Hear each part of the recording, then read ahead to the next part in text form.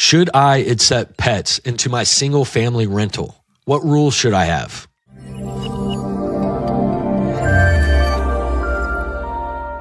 My answer is yes, you should.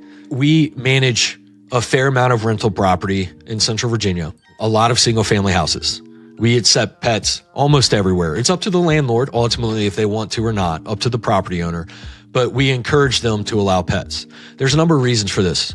Somewhere around the latest stat that I've seen is about 60 to 65% of renters have pets.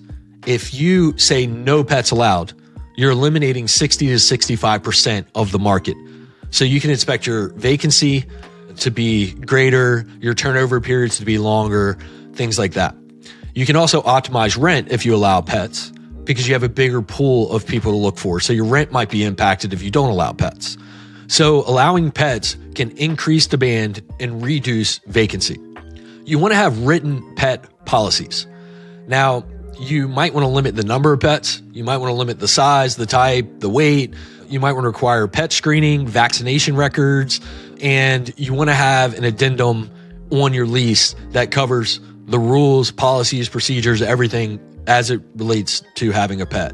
This is where you can talk to an attorney if you need to. You can talk to your insurance company. Some insurance companies will limit what types of breeds of dogs you can have or other pet restrictions on your property insurance. So you want to talk to your insurance company as well and see if you're allowed to have pets. But make sure that you have written pet policies in place that applicants can see before they apply, so they know what we're getting into. It could be having pets could generate a larger source of revenue. If you have pet rent, you can have pet deposits to help protect any damage that the pets may cause. There's a lot of safeguards that you can put in place.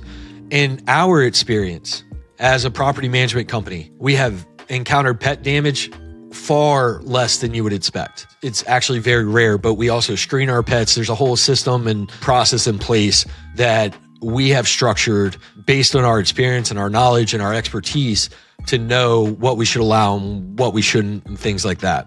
And so far, it's really good. It reduces turnover, reduces vacancy, and optimizes rent because we allow pets.